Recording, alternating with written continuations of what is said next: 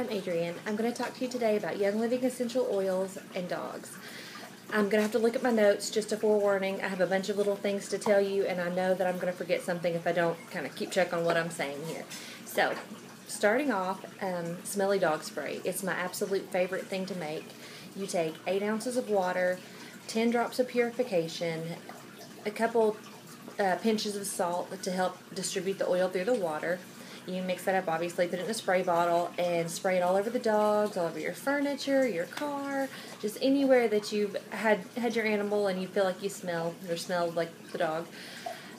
Next, one I've learned recently, we had one of our animals become injured. She hurt her hip, and you can put about 2 tablespoons of coconut oil and or almond oil and 10 drops of Panaway. You can rub that into the affected area, and also you can add peppermint to help drive that in.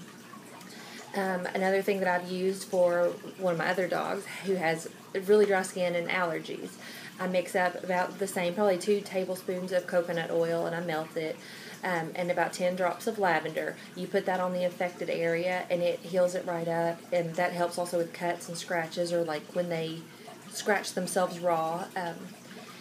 Also, you can put that on the pads of their feet if they're just an allergy dog, if it bothers, they have runny eyes or something like that. Also, for calming and hyperactive dogs, nervous dogs, you can put just a couple drops of lavender, peace and calming, valor, any of those on the tips of their ears or the pads of their feet. It works amazing. I have a 1-year-old chocolate lab who is insane, and he's wonderful though.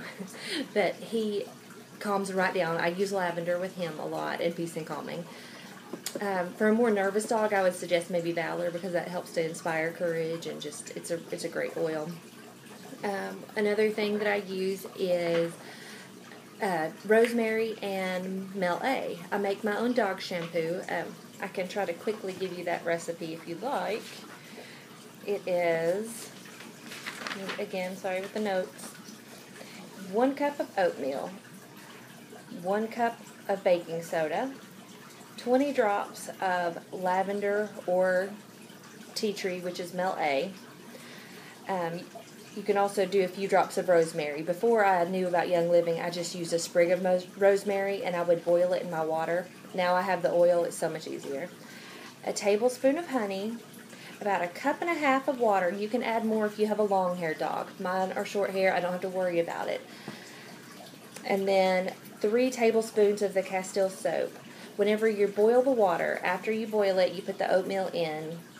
You can strain the oatmeal out if you want. I don't, again, because I have short-haired dogs, but I do grind my oatmeal up in a blender, so it's a lot more fine. I don't have the big chunks. But you just, mix it all together, lather the dog down. You can let it sit on them for about 5 minutes if they can stand it. It's okay if they lick it. It's not going to hurt them.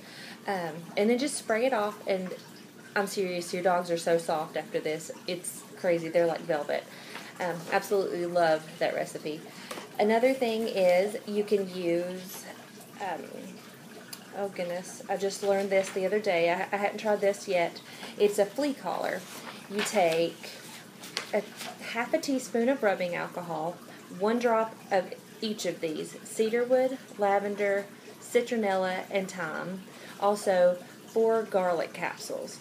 You mix all that together, you soak their collar in it, let it dry, and then you put it on them, of course, and you repeat it about once a month. I'm going to try that this summer. I haven't done it yet, but I'm sure it's amazing.